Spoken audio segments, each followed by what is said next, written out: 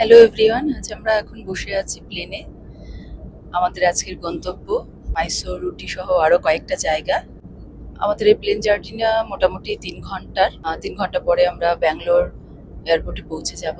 Full family নিয়ে বেরিয়ে পড়েছি সাউথ ইন্ডিয়া ট্যুর করতে। আমাদের এই 9 দিনের ট্রিপে কর্ণাটকা আর তামিলনাড়ুর নানা জায়গা আমরা ঘুরবো। ভোর 5:30 নাগাদ তোলা ধরে পৌঁছে গেলাম নেতাজি সুভাষচন্দ্র বোস ইন্টারন্যাশনাল এয়ারপোর্টে। আমাদের ফ্লাইট ছিল 8:30 নাগাদ, তাই এয়ারপোর্টে ব্রেকফাস্টটা সেরে নিয়ে সোজা উড়ে গেলাম কেম্পেগৌড়া ইন্টারন্যাশনাল এয়ারপোর্ট বেঙ্গালুরুতে। পুনমস পপকর্ন লাইফে তোমাদের স্বাগত। ছুটি পড়তেই বেরিয়ে পড়েছি ফ্যামিলি নিয়ে। আজ আমাদের গন্তব্য ব্যাঙ্গালোর সহ মাইসোর, উটি, কোদাইকানাল, সাথে আরও অনেক অনেক জায়গা, নানা ধরনের ট্যুরিস্ট স্পট, সেটা ঘুরবো এবং তোমাদের সাথে শেয়ার করব আমাদের বেড়ানোর পুরো এক্সপিরিয়েন্স। সাথে থেকো।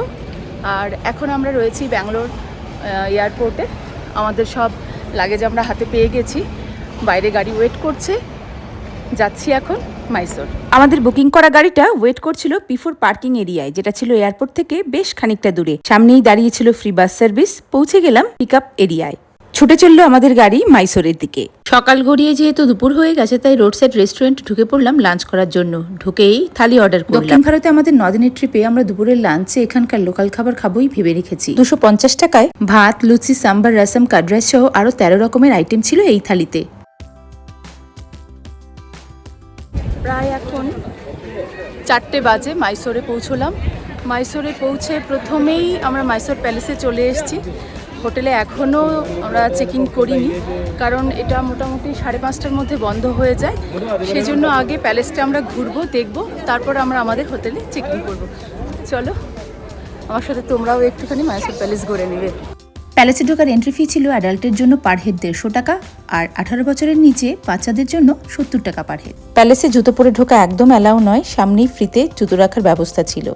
114 বছরের পুরনো এই ওয়াদিয়ার রাজবংশের পাথর আর মার্বেল দিয়ে তৈরি প্যালেসের প্রতিটা পরতে পরতে ছিল ইতিহাস, স্থাপত্য আর এক রাজকীয় ঐতিহ্য সংস্কৃতির মেলবন্ধনের ছাপ। এখানে জানতে পারলাম প্রথমে এই ওয়াদিয়ার রাজবংশ একটি কাঠের প্রাসাদ তৈরি করেছিলেন, যা বহু বছর ধরে তাদের রাজকীয় বাসস্থান হিসেবে ব্যবহৃত হতো। 1897 সালে নাকি দশেরা উৎসবের সময় একটি বড় অগ্নিকাণ্ডে এই পুরনো প্রাসাদ সম্পূর্ণ ধ্বংস হয়ে যায়।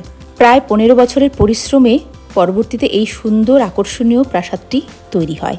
এটি আম্বাবিলাস নামেও পরিচিত, যেটা আমরা এখন আমাদের চোখের সামনে দেখতে পাচ্ছি।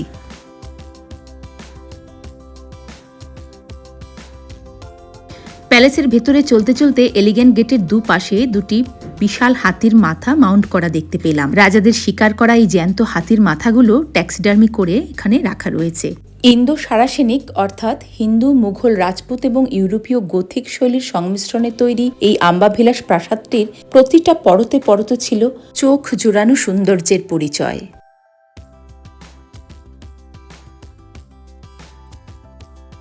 এলিগ্যান্ট গেটের বাহাতের সিঁড়ি দিয়ে উঠে আমরা চলে এলাম কল্যাণা মণ্ডপাতে, অর্থাৎ বিবাহ মণ্ডপে। রাজপরিবারের বিয়ে ও বিশেষ অনুষ্ঠানের জন্য ব্যবহৃত হতো এই মণ্ডপ। অষ্টভুজ আকৃতির এই সুন্দর হলে ময়ূরের নকশা করা কাঁচের গম্বুজগুলো ছিল সব থেকে আকর্ষণীয় দেখতে, যেখানে সূর্যের আলো মেঝেতে পড়লে রঙিন ছায়া ফেলে। মেঝেতে জ্যামিতিক নকশার টাইলস, চারদিকে খোদাই করা স্তম্ভ আর সুন্দর ডিজাইন হলটাকে যেন আরো আকর্ষণীয় মণ্ডিত করে তুলেছে। তাই নিয়ে নিলাম কয়েকটা ফ্যামিলি ফটো। দেখতে পেলাম রাজকীয় হাতির তৈলচিত্র, যা জম্বু সাফারি শোভাযাত্রার প্রাণকেন্দ্র। পিঠে স্বর্ণ আম্বারি বা গোল্ডেন হাউদাতে বসে আগেকার রাজা দশহরা উৎসব অর্থাৎ বিজয় দশমীর দিন জম্বু সাফারি করতেন, কিন্তু বর্তমানে এনাদেরই পূজ্য দেবতা চামুণ্ডেশ্বরী দেবীর মূর্তি এতে বসিয়ে জম্বু সাফারি করা হয়। সামনে দাঁড়িয়ে মহীশূরের তৃতীয় রাজা মুম্মাদি কৃষ্ণরাজা ওয়াদিয়ার। খাঁটি চন্দন কাঠ দিয়ে তৈরি গহনার বাক্স এবং রূপোর গহনার বাক্স ছিল ওনাদের গিফট আইটেম। সিঁড়ির দুপাশে ব্রোঞ্জের তৈরি দুটি বাঘের মূর্তি, আর ভেতরের এই প্রাঙ্গণটি হচ্ছে রেসলিং কোর্টইয়ার্ড। ফার্স্ট ফ্লোরে ছিল আম্বাবিলাস প্রাসাদের বিখ্যাত প্রাইভেট দরবার হল বা স্বর্ণমহলটি। এখানে রাজা তার ব্যক্তিগত বিষয়ে বিশ্বস্ত মন্ত্রীদের সাথে আলোচনা করতেন। স্বর্ণখচিত বিলাসবহুল কারুকার্য আর গ্লাস সিলিং, সে যেন এক অন্যরকম রাজকীয় শোভা।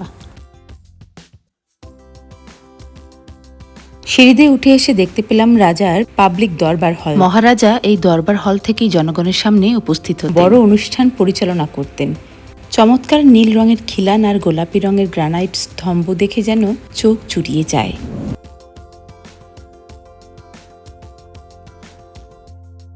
এখানে রয়েছে মহিলাদের জন্য ব্যালকনিযুক্ত গ্যালারি, আর চারপাশের দেয়ালগুলোতে রাজপরিবারের দেবী চামুণ্ডেশ্বরীর বিভিন্ন রূপ খোদাই করা আছে। সিলিংয়ে ভগবান বিষ্ণুর 10 অবতারের খোদাই আর রাশিচক্রের চিহ্নগুলো রয়েছে। দরবারের সামনে বিশাল খোলা চত্বরে আমরা এখন চলে এসেছি। এখানে রাজকীয় যত উৎসব পালন করা হয়। এই দরবার হল থেকেই চামুণ্ডী পাহাড়, প্যালেসের প্রধান গেট জয় মার্তণ্ড গেট দেখা যাচ্ছে। আমরা অবশ্য কাল সকালে যাব চামুণ্ডী হিলে মাকে দর্শন করতে। দশেরার সময় যেমন পূর্বে এখানে জাম্বু সাফারি হতো, বর্তমানেও এখনো সেই রীতি চলে আসছে এবং সমগ্র মাইসোরবাসী এই বিজয় দশমীতে এখানে জমায়েত হয়ে থাকে। আমাদের হোটেলটা ছিল মাইসোর প্যালেসের খুবই কাছে, তাই মিনিট 15-এর মধ্যেই হোটেলে পৌঁছে গেলাম। প্রতি রোববার বিকেল 7টা থেকে 8টা পর্যন্ত মাইসোর প্যালেসে একটা লাইট অ্যান্ড সাউন্ড শো হয়, তো আমরা হোটেলে কিছুটা সময় রেস্ট করে সেই শোটা দেখতে চলে গেলাম। আপনারাও কিন্তু কেউ মিস করবেন না। আলোর সাজে প্রাসাদটি যেন সোনার মতো ঝলমল করে উঠেছে। প্রতিদিন হাজার হাজার বাল্ব জ্বালিয়ে পুরো প্রাসাদ আলোকিত করা হয়। আপনি যদি লাইট অ্যান্ড সাউন্ড শো দেখতে চান তবে রোববার এবং ছুটির দিনগুলোই বেছে নেবেন। ডিনার করতে চলে এলাম পাকশালাতে। মশালা পাপড় আর ক্রিস্পি বেবিকর্ন দিয়ে আমাদের রাতের ডিনারটা শুরু করলাম। বাটার নানের সাথে নিয়েছিলাম কড়াই পনির, ডাল মাখনি। ভোর 5টা থেকে আমাদের এই জার্নি চলছে। ভীষণ ক্লান্ত লাগছে, কি করে খেয়ে দিয়ে একটুখানি বিউটি স্লিপ দেবো সেই চিন্তাই করছি। বাচ্চারা সব লাস্সি অর্ডার করে বসলো, কিন্তু মাইসোরের বিখ্যাত মিষ্টি মাইসোর পাক যদি টেস্ট না করি তাহলে তো অনেক বড় একটা জিনিস মিস করে যাব, তাই অর্ডার করলাম। Good morning. মাইসোরে আজকে আমাদের সেকেন্ড ডে। আজকে আমরা মাইসোর থেকে উটির দিকে রওনা হব, মানে কর্ণাটক থেকে আমরা তামিলনাড়ুর দিকে যাব। তো তার আগে মন্দিরটা আমরা দর্শন করব এবং তারপরে একটা জঙ্গল সাফারি হবে, সেটা মোটামুটি ঘন্টা 2-এর ব্যাপার। তার আগে ব্রেকফাস্ট করব। ব্রেকফাস্ট করে আমরা মন্দির দর্শন করি এবং জঙ্গল সাফারি করে আমরা উটির দিকে রওনা দেব এবং উটি পৌঁছতে পৌঁছতে আমাদের প্রায় ইভিনিং হয়ে যাবে। আমরা ব্রেকফাস্ট প্রায় হয়ে গেছে। ব্রেকফাস্ট শেষ করে চামুণ্ডা হিলে যাব, যেটা আমাদের এখান থেকে প্রায় 13 কিলোমিটারের রাস্তা।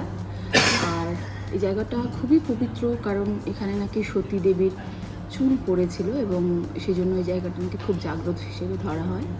তো আমরা আগে চামুণ্ডা হিলে যাব। বেসমেন্টে গাড়ি রেখে লিফটে করে 3300 ফুট উঁচু পাহাড়ের উপরে চলে এলাম আমরা।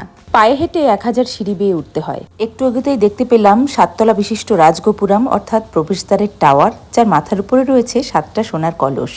মন্দিরের প্রবেশ মূল্য 1 নম্বর গেটে 200 টাকা এবং 2 নম্বর গেটে 50 টাকা। আমরা 200 টাকার টিকিট কেটে ভেতরে প্রবেশ করলাম। সকাল 7:30 থেকে 2টো, 3:30 থেকে 6টা এবং 7:30 থেকে 9টা পর্যন্ত এই মন্দির খোলা থাকে। দেবী ওয়াদিয়র রাজাদের কুলদেবী মহিষাসুর মর্দিনী। এটা 18টা মহাশক্তিপীঠের একটা ক্রঞ্জপীঠ। রূপোর পাতে মোড়া প্রবেশদ্বার দিয়ে প্রবেশ করে মায়ের দর্শন শেষ করে যখন বেরিয়ে এলাম, তখন বাইরে দেখতে পেলাম চামুণ্ডেশ্বরী মায়েরই প্রতিরূপ। একে বলে উৎসবের মূর্তি। সোনার হাওদায় চড়িয়ে দশেরার সময় এই মূর্তিকে এই প্যালেসে নিয়ে যাওয়া হয়। মেন মূর্তি গর্ভগৃহে থাকে। আমরা মায়ের খুব সুন্দরভাবে দর্শন করলাম। মহিষাসুর মর্দিনী মা দুর্গা, চামুণ্ডা দেবী এখানের। কথিত আছে যে এখানেই নাকি মা দেবী দুর্গা মহিষাসুরকে বধ করেছিলেন, তাই এই জায়গাটার নাম মাইসোর বা মহীশূর। প্রায় 16 ফুট উঁচু গ্রানাইট পাথরের তৈরি এই মহিষাসুর মূর্তি। চামুণ্ডী হিলের ওপর থেকে পুরো মাইসোর শহরের ভিউটা যেন গুগল ম্যাপের মতো স্পষ্ট। আর পরিষ্কার পরিচ্ছন্নতা নিয়ে যদি বলতে হয়, ভারতের প্রথম শহর যেটা স্মার্ট সিটি হওয়ার আগেই ক্লিন সিটি।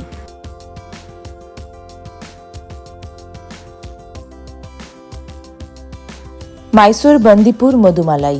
কর্ণাটক থেকে আমরা তামিলনাড়ুতে প্রবেশ করছি। এই টাইগার রিজার্ভটি ভারতের প্রথম বায়োস্ফিয়ার রিজার্ভ। এখানে জঙ্গল সাফারি করার জন্য সরকারি বাসের ব্যবস্থা আছে, কিন্তু আমরা প্রাইভেট জিপ ভাড়া করেছিলাম। খরচ পড়েছিল 3000 টাকা। সময় সকাল 6:30 থেকে 9টা পর্যন্ত এবং বিকেল 3:30 থেকে 6টা পর্যন্ত। নীলগিরি পাহাড়ের কোল ঘেঁষে এই জঙ্গল। 12 বছর অন্তর অন্তর নীল কুরঞ্জি ফুলে এই নীলগিরি পাহাড় ঢেকে যায়। শেষ ফুল ফুটেছিল 2018-তে, এখন 2030-এর অপেক্ষায়।